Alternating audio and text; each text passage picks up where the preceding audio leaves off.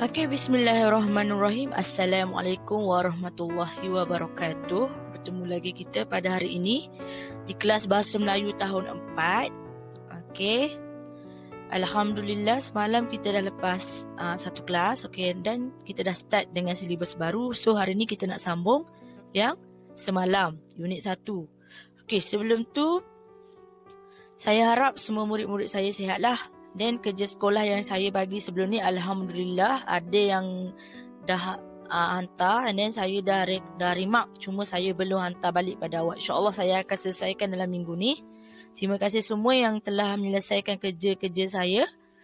Okey, seperti biasalah, etika belajar atas talian yang saya terangkan sebelum ni lah.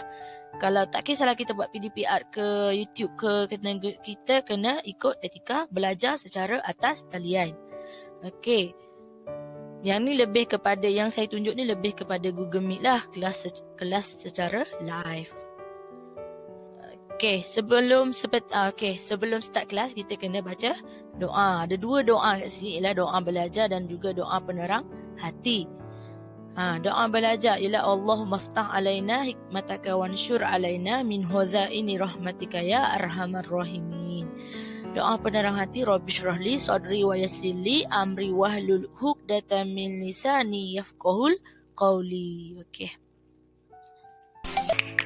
Pada hari semalam kita telah selesai pada muka surat 1 dan 2. Kita telah belajar peta alih dan juga macam mana nak buat soalan kefahaman berdasarkan teks. Saya harap semua fahamlah yang semalam yang kita belajar tu.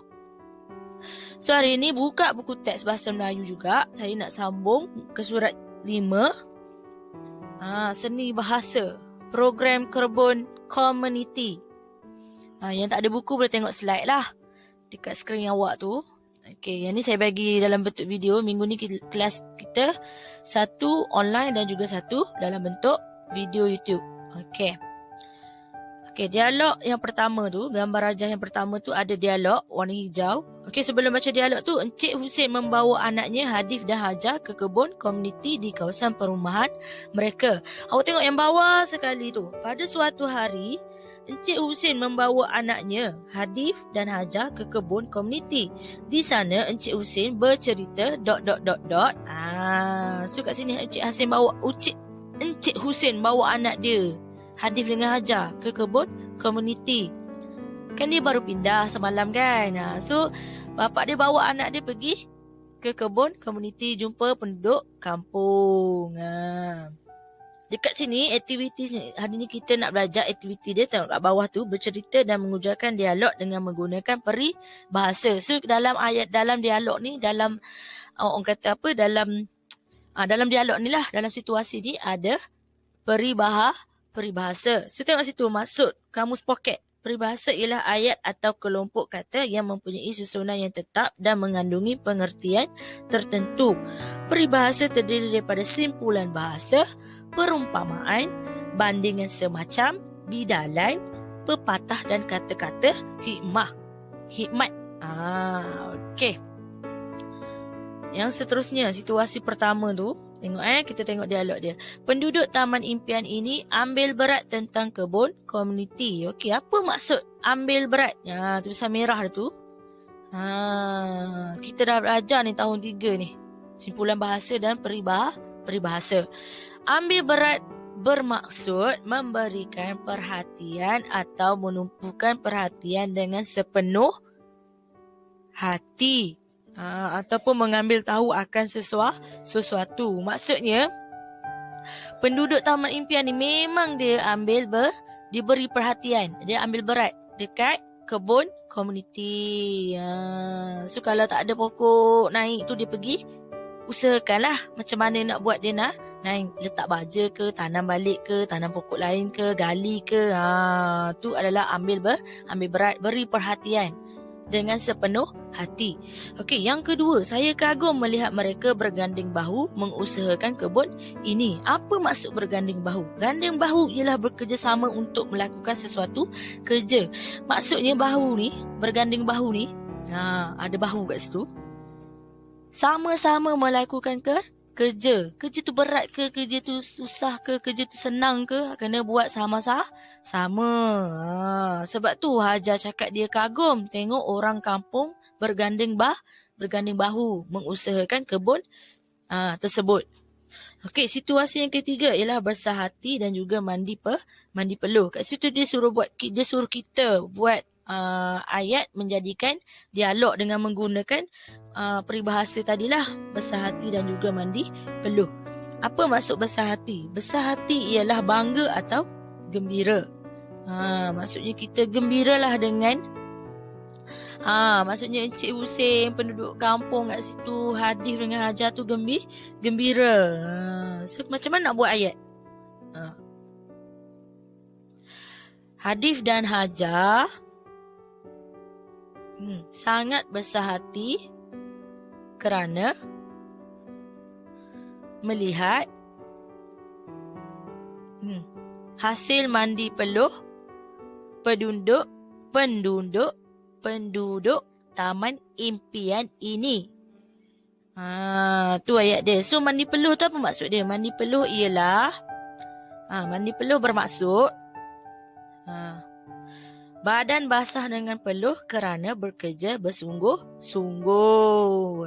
Itulah maksud mandi peluh. Dia kerja kuat nak dapatkan hasil. Sebab tu Hadif dengan Hajar besar hati, rasa bangga.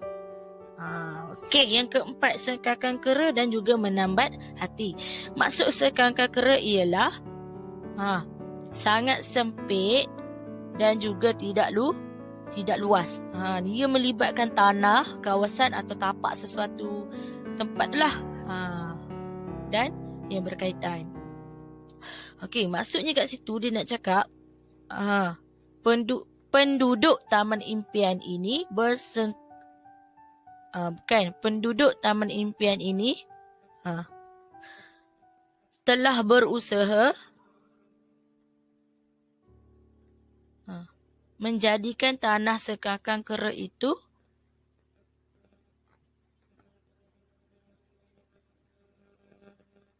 mendapat hasil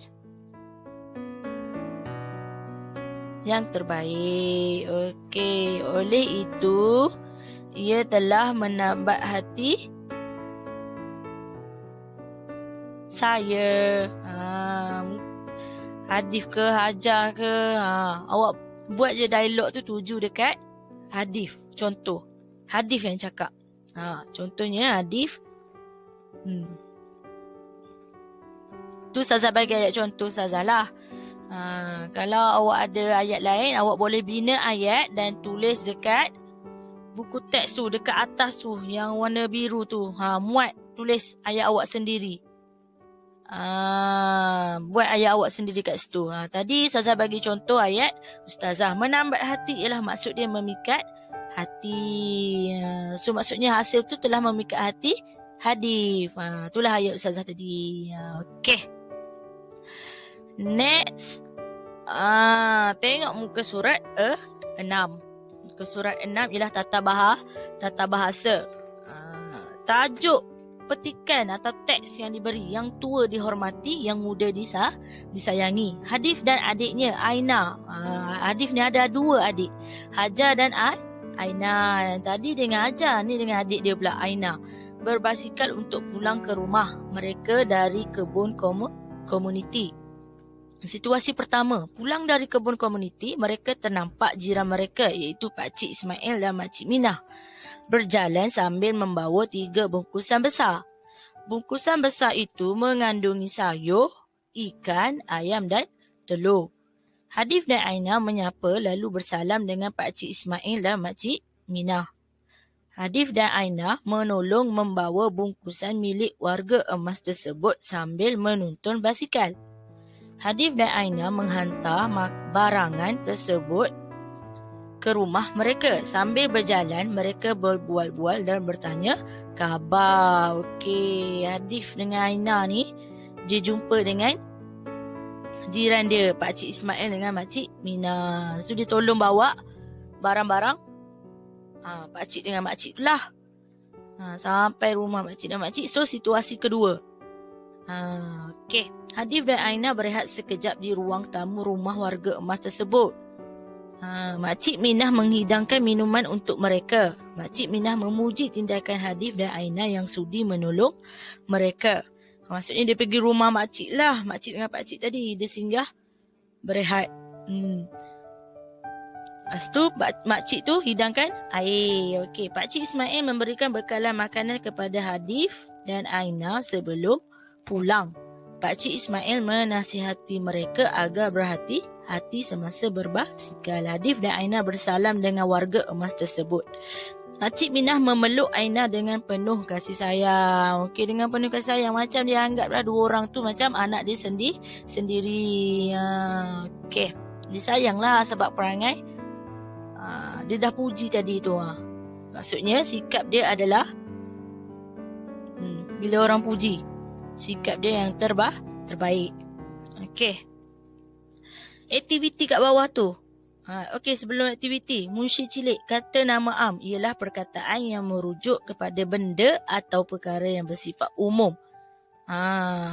Contoh, rumah, sungai, kereta, mimpi, basikal. Ni kata nama am. So, tata bahasa ni berkaitan dengan kata nama am. Tadi peribahasa, sekarang kata nama am. Semua awak dah belajar pada tahun lepas. So, dia ada extra sikit lah dalam buku teks awak ni. Okey, aktiviti dia menyenaraikan kata nama am dan berdasarkan teks dan gambar. Kemudian membina ayat menggunakan kata nama am. Okey, tugasan awak. Tugasan awak lah. Saya akan bagi satu rujukan ni. So, awak kena buat berdasarkan situasi pertama dan kedua ni. Baca petikan dan senaraikan kata nama am yang ada dalam petikan. Situasi pertama dan kedua. Yang ni. Ni kerja rumahnya. Nanti saya bagi dalam grup. Okey, sekian sahaja untuk pembelajaran hari ini. Unit 1, jiran tetangga. InsyaAllah minggu depan kita sambung unit 2, prihatinnya kita.